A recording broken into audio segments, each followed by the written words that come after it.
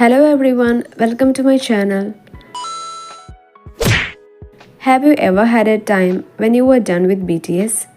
Well, yeah, it was when they gave their first Indian interview. I was very happy that finally BTS know that we Indian armies exist, and I was eagerly waiting for that interview, like my life depended on it. When I saw their interview, I paused it, and my mind was filled with questions like, are they really BTS that I know? Aren't we Indian Army worthy? Will they be like this in the whole interview? But I still watched that interview, and I was totally disappointed. I understand that India is not a big market for their albums, but can't we even be respected for streaming their songs like a maniac? It was a past, and let it be a past event only. I don't hate BTS, but I was a little disappointed. BTS looked so uptight and tired. One of my friends said that it looked like someone put a gun to their heads. RM had never behaved this way in an interview. Even J-Hope didn't make the usual effort. I thought that I was being too sensitive about this interview. But then my sister told me that she already knew that this interview was going to be awkward. First, the channel they were interviewed was on NDTV, which is a news channel. For many South Koreans, being in a news channel means a lot. Once, J-Hope himself mentioned how proud his parents were when they were featured in the news channel. Taking this into consideration, imagine being in a news channel of a totally different country. BTS was representing their country in an unfamiliar news channel. Obviously, I understand the awkwardness. And it is not like they did a dozen of interviews before in India. So they don't know what to expect and whether it was okay to relax themselves. Secondly, the questions were not that good. The interviewer didn't make any effort to make them feel comfortable and went straight into the questions. Again, not the interviewer's fault, considering the limited time he had. It was then BTS had their next Indian interview with Sakshma Srivastav. Like before, I didn't let my hopes go higher, but things were so different this time. First of all, the host was drop dead gorgeous. Secondly, the quality of her questions was so damn good. Each and every question she asked was very well framed and thought out. She made Taehyung and Jungkook blush, which was so damn cute.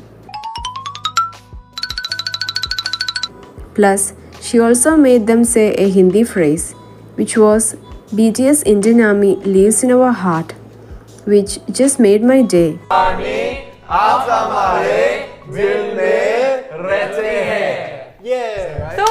Oh, that's a 10 on 10. That was perfect. All in all, it was one of the best interviews I have seen of BTS, and I could tell that the members had a great time too. Compared to the previous interview, this one was heart-touching. What I really liked was that she got them to give a message to the Indian Army that donated COVID-19 supplies on behalf of BTS. Of course, Army did it out of goodwill and were not expecting praises from BTS. But I'm pretty sure the fans were extremely happy that she got them to talk and acknowledge it. Also, I love how J-Hope said Namaste before answering his question. I'm J-Hope. Namaste. Not that he had to, but it was nice. Overall, this interview was a relief. Sakshma treated them as 25-plus-year-old men and asked questions based on their profession. Interview was really good, better than a lot of Western interviews. And this is how you should interview the biggest boy band in the world.